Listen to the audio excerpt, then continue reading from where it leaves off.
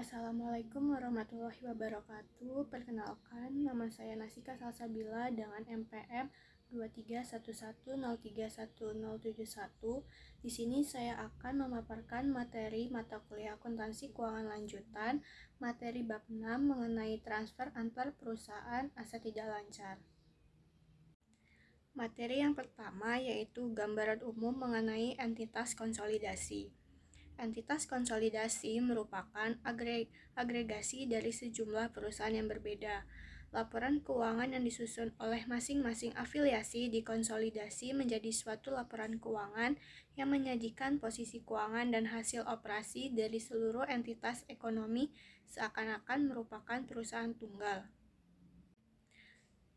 Selanjutnya yaitu eliminasi transfer perusahaan.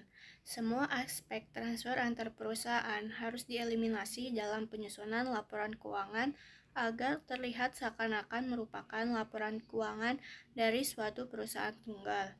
PSAK 65, laporan keuangan konsolidasi menyebutkan saldo antar perusahaan, pembelian dan penjualan serta pengeluaran atau beban sebagai contoh dari saldo antar perusahaan dan transaksi yang harus dieliminasi.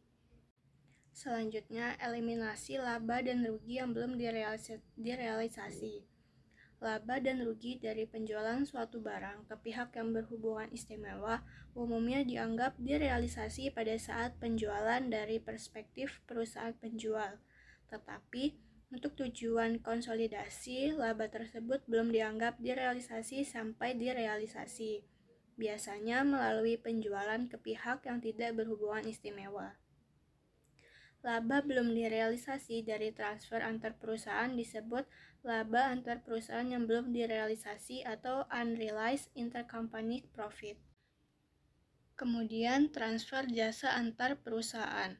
Pada saat suatu perusahaan membeli jasa dari pihak yang berhubungan istimewa, umumnya pembeli mencatatnya sebagai beban dan penjual mencatatnya sebagai pendapatan. Pada saat penyusunan laporan keuangan konsolidasi, beban dan pendapatan tersebut harus dieliminasi. Transfer tanah pada nilai buku. Pada saat tanah ditransfer antara pihak berhubungan istimewa pada nilai bukunya, tidak ada penyesuaian atau eliminasi khusus yang diperlukan dalam penyusunan laporan keuangan konsolidasi. Transfer tanah yang lebih tinggi atau lebih rendah dari nilai bukunya memerlukan perlakuan khusus dalam proses konsolidasi.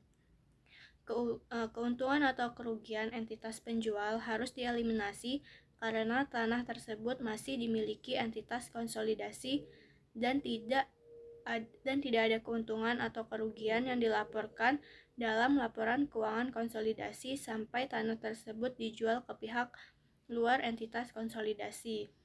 Tanah juga harus dilaporkan sebesar biaya perolehan awalnya dalam laporan keuangan konsolidasi selama tanah tersebut masih dimiliki di dalam entitas konsolidasi, siapapun pihak afiliasi yang memiliki tanah tersebut.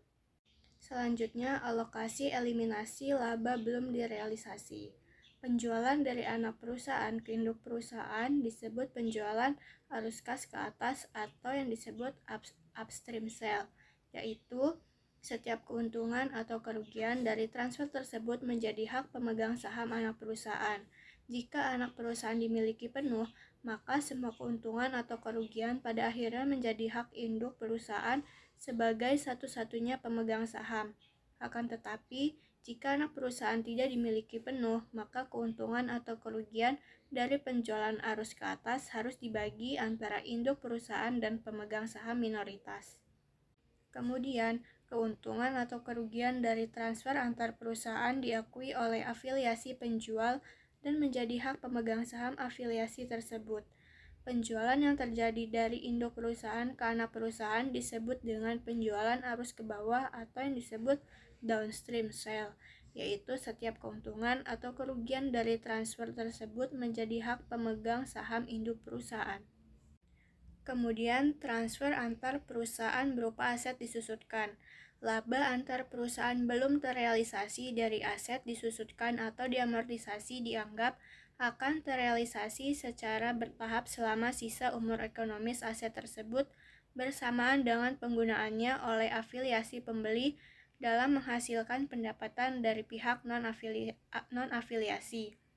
Pengaruhnya, bagian dari keuntungan atau kerugian belum terrealisasi menjadi terrealisasi setiap periode seiring dengan manfaat yang didapat dari aset tersebut dan potensi jasanya berkurang.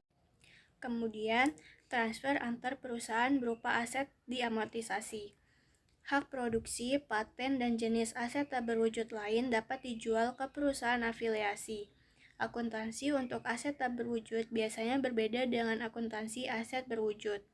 Dalam hal amortisasi aset tak berwujud umumnya dilaporkan sebesar saldo sisa yang belum diamortisasi tanpa penggunaan akun kontra.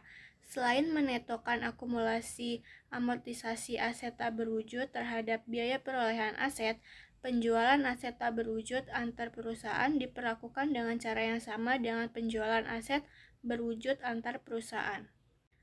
Kemudian selanjutnya studi kasus. Asumsi bahwa PT Induk mengakuisisi tanah senilai 20 juta rupiah pada tanggal 1 Januari 2001 dan menjual tanah ke anak perusahaan PT Anak pada tanggal 1 Juli 2001 sebesar 35 juta rupiah. PT Induk mencatat pembelian tanah dan penjualan ke PT Anak dengan ayat jurnal berikut. Pada tanggal 1 Januari 2001 mencatat pembelian tanah dengan jurnal tanah pada kas sebesar 20 juta rupiah. Selanjutnya, pada tanggal 1 Juli 2001, ayat jurnal kas sebesar 35 juta rupiah pada tanah dan pada tanah sebesar 20 juta rupiah dan keuntungan penjualan tanah pada 15 juta rupiah.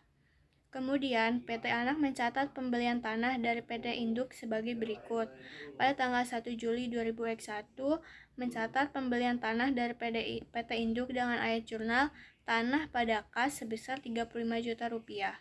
Kemudian, transfer antar perusahaan mengakibatkan penjual mengakui keuntungan sebesar 15 juta rupiah dan nilai tercatat tanah meningkat sebesar jumlah yang sama. Kedua angka tersebut tidak dilaporkan dalam laporan keuangan konsolidasi karena keuntungan antar perusahaan sebesar 15 juta rupiah belum terrealisasi dari sudut pandang entitas konsolida. Keuntungan harus dieliminasi dalam penyusunan laporan keuangan konsolidasi dan tanah harus dinyatakan kembali dari 35 juta rupiah yang dicatat oleh PT Anak ke biaya perolehan awalnya sebesar 20 juta rupiah. Hal ini dilakukan dengan ayat jurnal eliminasi dalam kertas kerja yang dibuat pada akhir tahun 2001.